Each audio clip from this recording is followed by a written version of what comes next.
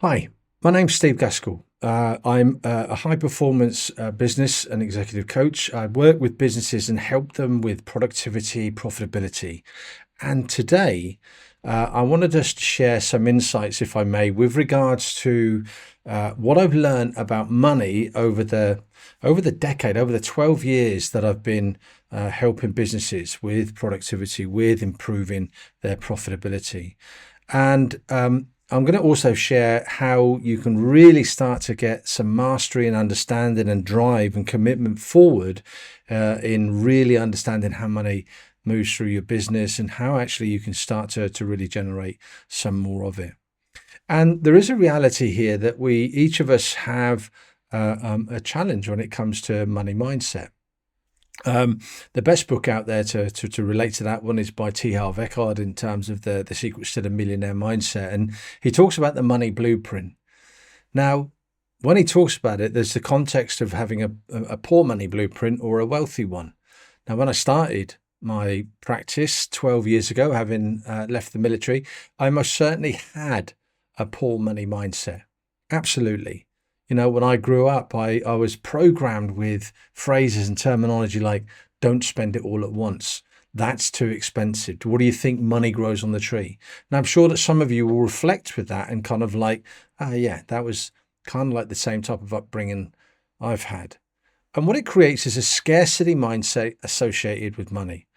And that continues through your adult life unless it becomes checked, unless you learn how to actually start to develop a money mindset. And with that, a wealthy money mindset. I'm going to share a definition of money with you in just a moment, and it is built off the premise that actually, in order to develop and to grow a business, then you need money. And money in that premise is a tool, and you need more of that tool in order to actually develop and grow your business. Now, at some point when you started your business, you would have had a level of confidence to get the business going, and that leads me nicely to what the money definition is. And so, when we look at the definition of money, it's simply this: money is an idea backed by confidence. You had an idea. You thought, actually, I'm going to step out of the rat race, get away from being employed. I'm going to start my own business. And that was kind of like you shifting that belief system that actually, I think if I do this on my own, I can probably get better at it. I can probably make more money through the profits that I make in the business. And that's the context. The confidence is your ability to turn those ideas into income. Now, the challenge is that very quickly, most people in business start to learn that actually it's not as easy as it first sounds, generally speaking, because we don't really understand how money works and moves through a business and how to generate more of it. And so very soon we start to get quite challenged by it. I'll come to that in a moment. The point here as business owners is we have to learn mastery in terms of finances within our business. You have to understand your numbers. It's one of the absolute first things I do with any of my clients in terms of getting a real handle on where they are financially when we start. Because that in its own right as a benchmark is a great place from which to then build and develop the growth of the business going forward. So when we move on from that, the next area really is, what is it that gets in the way? What does slow us down? And it is this head in the sand thing. We get really, worried by the numbers. I use a phrase called bank accounting. So we just look at what's in the bank. We focus on whether I've got enough to hit, salary at the end of the month, whether I can pay my bills. And what we then start to do is to forget where actually we need to, have this money working for us, invested for us, growing the business. Here's a great example for you, actually. I've often seen in many, many occasions that when things get tight, what do you think it is that most businesses will stop doing? Marketing. Think about that for a moment. It's lunacy. If the one area is focusing on investing in marketing and then the business stops marketing, well, what happens? Outside of getting referrals and repeat business, your new business is going to dry up because nobody's going to know that you exist. So we get this ignorance around money. And I don't mean that in a rude manner, but it is just generally the case. And I'm sure if you're watching this, you may or may not relate with that. We start delegating it and think that our accountants will run with it all. It's not unusual when I speak to a business owner and ask them, how often do we actually, run a report? How often do you have a look at the numbers in terms of how we're doing year to date? I'll wait for my accountant. And when is that then? Well, end of year. And so often, many businesses just wait until the end of the year to have a look in terms of actually how they're doing. Again, ludicrous, ridiculous when you think that actually we're going to wait an entire year before I actually have a look to see just how well I'm doing in the business. And the challenge here as well is we often, especially today, we chase revenue. Now, revenue isn't a bad thing to chase, by the way, but not at the expense of profit. How many times maybe have you gone after revenue on the basis of discounting, of being the cheapest, of knocking your price down, and then doing that without actually understanding the full context of what it is and what it costs you to run your business? So the reality here is that money moves through your business, and what we have to do is to be really clear on what that flow looks like. So we have sales within the business that gives us the revenue. There are costs associated to the revenue. So we call it cost of service or cost of goods. From that, there is a profitability. There are expenses and within the business, both fixed and variable, that we need to be aware of. And then obviously there are, cash flow and then the reinvestment where we put the money back into the business. Understanding the context of how money moves through your business is probably one of the first steps. And the single easiest and best way to do that is to actually set out, and I'll talk about it in a moment, but is to set out a cash flow forecast in a very, very simplest context. At the top of the Excel sheet, you have what's coming in, your revenue. And again, where it's a forecast, you can actually add some blue sky thinking to it. How much is it costing you to actually earn that revenue? So the cost of goods service, that will give you a number. Now that number is your gross profit. Below that, you then have your expenses, and remembering you've got your fixed and your variable expenses. And then below that, you've got actually where you start to make your profit. And in the very simplest terms, if you put that context together, what you'll start doing is to really understand how money moves through your business. So if we know our numbers, then actually what we can start to do is to put budget around how we're going to grow the business. But that's the very first thing. And it's the first thing that I do with any of my clients. And as I've mentioned, if we put a cash flow forecast in place, it is by far the single best and easiest way to start to understand how money moves through your business. You do it on a weekly basis, on a week by week. You see what the structure looks like. In the course of time, you build that up into a forecast, and you can start to see how your money moves through the business. You can start to see how much gross profit you're making, but then actually how much it's costing you to run the business. And if you think about the gross profit, how optimized are we in the cost of our goods and the cost of the services in terms of actually how much profit we're making at that level? Because the interesting part, and this is it's one of those funny things from Dragon's Den. When you watch Dragon's Den and they always ask, what's the gross profit? Often the reason they're asking that question in the first place is because that's where the value of your business is. They're not really interested in the expenses associated with your business, everything else that comes after your sale of service or goods. And so that's where they can see the value. So the better the gross profit, the better the health in the business.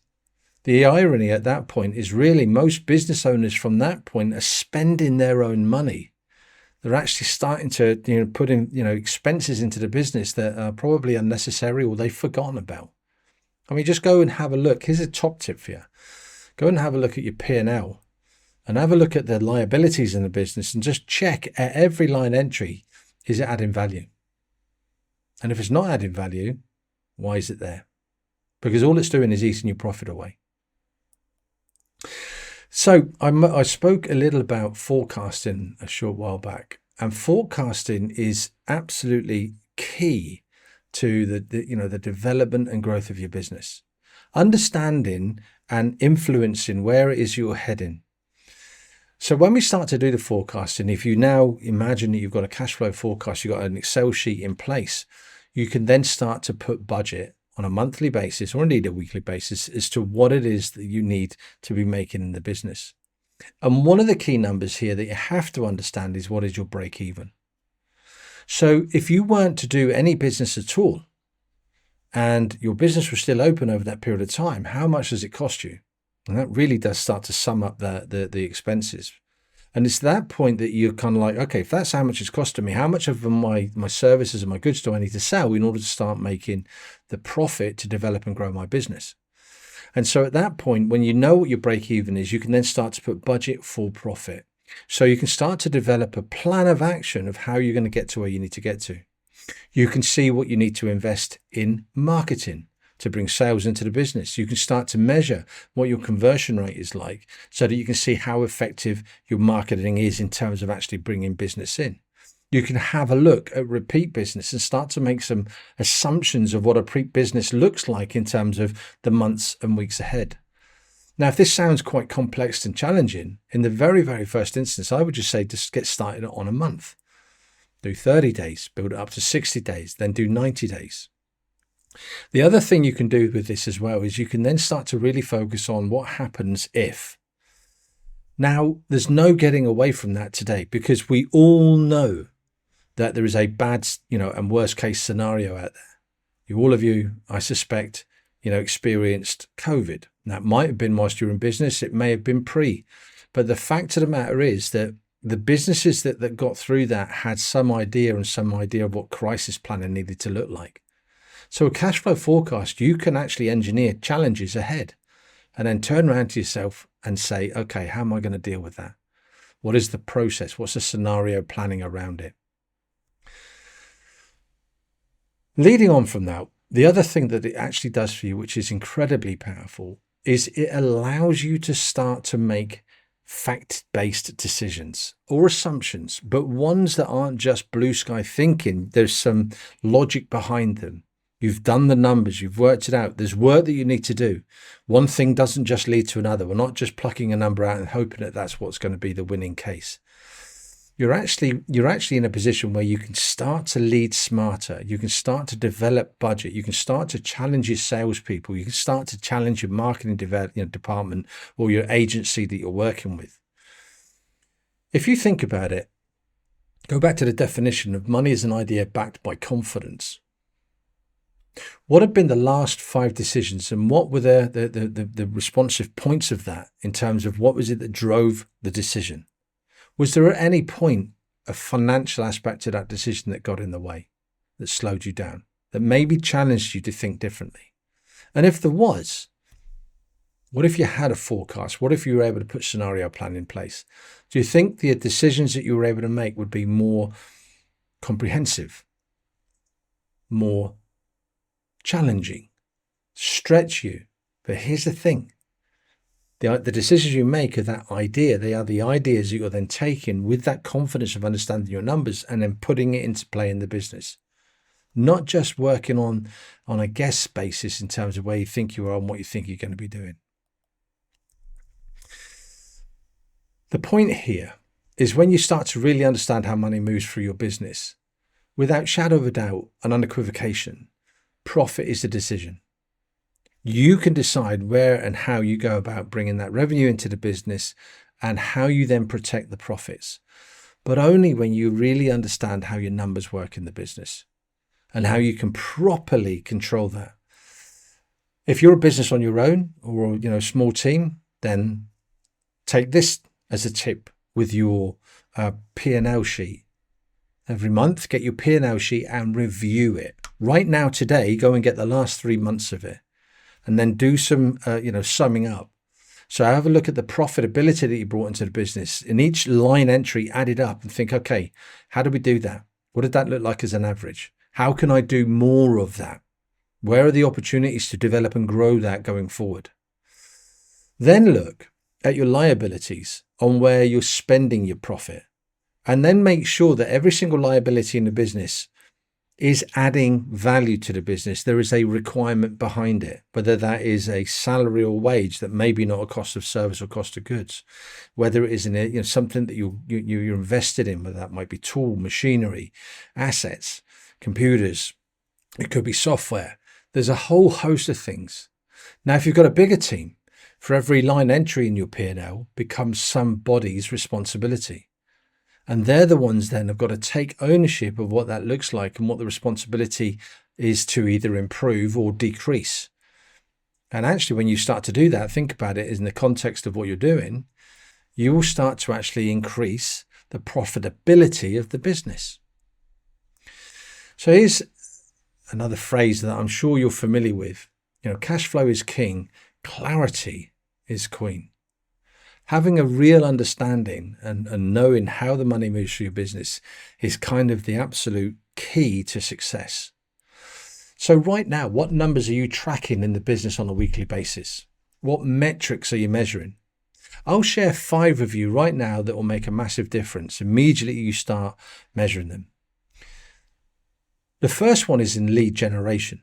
So whatever business you do, whether it's people walking through your shop front, haven't looked at in your shop window, whether it's a service, whether it's manufacturing, whatever that is, how many leads are you generating on let's say on a weekly basis through your marketing, through your website? Measure them. Then when you know how many leads are coming through, how well are you converting? What is your conversion rate? What percentage of those leads are you converting in the business? Because straight away, there are 2 opportunities then to really start to focus on increasing the cash flow and gaining clarity on how you can grow your business. You can increase the lead generation by doing what you've done and knowing what works well and then doing more of that. And secondly, by training your team, your sales team, and understanding the sales process to actually convert those leads better. So take, for instance, if you're bringing 100 leads through and you're converting at 25%, you're only converting 25 of that 100. It means you're leaving 75 on the table. You can do the maths and work out what that could look like in your business. So then you know the amount of customers that you're bringing into the business. Well, then we can start to determine, well, how many transactions? How many transactions is a customer having with me, either in retail, in our services, whatever that might look like? Then determine, well, for every transaction, how much are they spending? Now, if you can increase the transactions, classic example, I've worked with hairdressers and barbers in the past, and you'll go in and you'll have a look at the space and suddenly there's always seems to be a chair empty. Well, actually, if we start looking at the lead generation and conversion rate, you fill the chair. And then when you start to fill the chair and those transactions start coming through, every time you finish a transaction, I had my hair cut today. There may be a combat indicator. You can see how tidy it looks or not.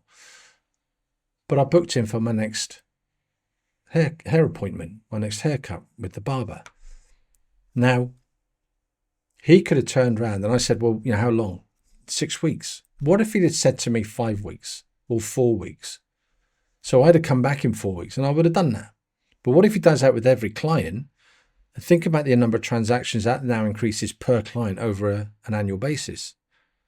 Now, when I came back, one of the things he asked me today was, what product do I use in my hair? And I said, wax or something like that. But at no point did he then offer me or ask me, have you tried this? Would you like this? Can I, offer you a sample of this? In order to encourage me to increase my average spend with him. So not only would I have then had my hair cut, but I've also bought a product. Suddenly, when you do that with all your clients, you can then start to see the uptick in revenue. The 5th element of this is then measuring your profitability. How profitable are you in your business in terms of actually making money? So when that revenue is coming through, actually, what is the price point? So for instance, let's go back to my hairdresser, my barber. And I went into the barber and it cost me £21. What if the barber then charged me £21.50, £22? But he did that above all of them. Would I make any noise at all about that price increase? Not a dit. Not a dit. Nothing at all in terms of what that looks like. But the reality is we don't do that in business. So if you want to measure those 5 things, lead generation, conversion rate, number of customers, transactions and average sale, which brings you your revenue, and then look at the margins in order to improve your profit. Those 5 things will actually have a massive impact on your cash flow and massively increase the clarity of what's going on in your business across those 5 areas. And you can see that on a weekly basis in terms of the growth. You can measure it on a monthly basis and see what that looks like. So start playing with the numbers. Start to build your confidence on a daily basis in terms of what it is that you do and how you do it. Review your numbers. Create a rhythm where you're able to go in there. It's not bank accounting, but it's actually starting to look at the health of your business and how it's going through. Are we on target? Am I on budget? Or are we below? Are we above? What's our spends looking like? Can we optimize our service or products that we're producing in order to actually decrease our cost of good or cost of service and thus increase our gross profit? Can I decrease, the expenses, the variable or fixed? And again, variable expenses. Go back to your providers, negotiate new terms. Every year that your mobile phone or whatever subscription comes up, go back and review it. Make sure that you're not just slavishly leaving it just to run its course, and actually you can do something about it. So building that confidence is absolutely critical. The point here is kind of like building the confidence in you, the characteristics associated with a leader in finance. Because when you own a business, that's what you are. You are the driver of a cash-making machine. And so when you start to look at it, you can start to have a positive impact in terms of what that looks like in your business. And doing that means that you can actually start to grow and develop the business in the direction you want to go. I mean, one of the things I haven't chatted about here today, and I'll raise now, is if you go back to when you started your business, I bet you had a dream. I bet you had some idea, some focus of where and what it is you wanted to achieve and what that looked like. Well, how's that turning out? How are you doing right now? Is that moving in the direction that you anticipated and expected? Or have you just got into the daily routine of this is just how it's going to be? This is just how my business is.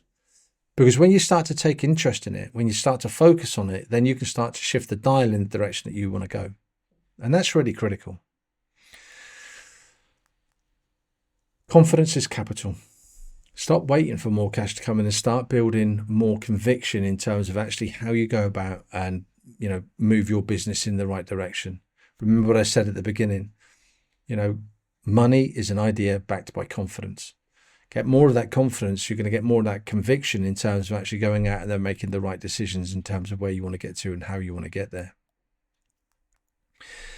So high confidence, strategies to activate, go and have a look at the pricing points of your business. Look at the margins. We've mentioned that on the 5 points.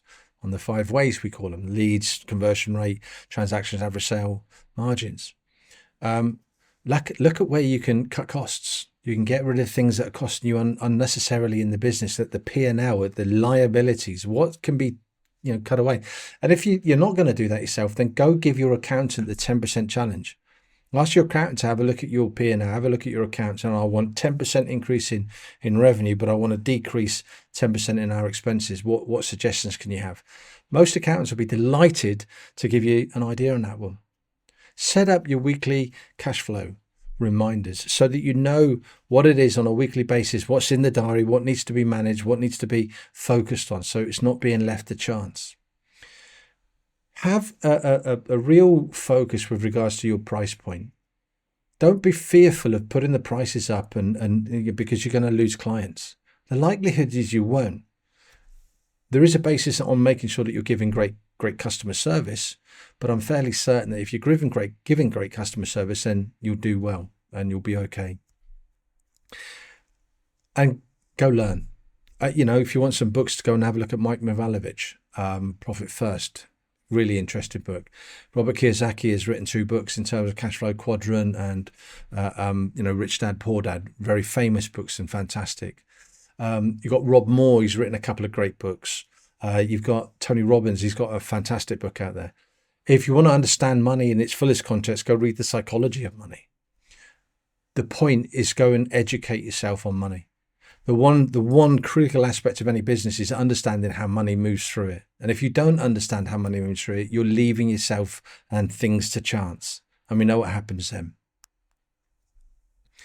I firmly believe that money is an idea backed by confidence, without shadow of doubt. That's how money moves. That's what it's about in the business. So what beliefs do you need to upgrade today? What is it that you need to shift and change in order to actually start having more belief and confidence in yourself? What numbers do you need to own? What numbers do you need to absolutely, be measuring and monitoring on a daily basis? Remember, I talked about the 5 numbers: lead generation, conversion, transactions, average sale, and margins, profitability. And what do you need to do now in order to start making that stuff happen. The point here, and I'll wrap this up, is the amount of money you will make will never exceed the level of clarity and confidence you lead with. So take some time to understand how money moves through your business. Understand actually that your business is a money and cash making machine. Get really focused on actually how you can forecast the future. Measure them 5 numbers. If you want some help, assistance, you'd like to have a complimentary session, I'm more than happy and open always to doing that. And all you've got to do is give us an email, drop us a message, jump on the website, and we can go and have a look at this in the deeper context of your business. Whatever happens, take your financial knowledge absolutely seriously.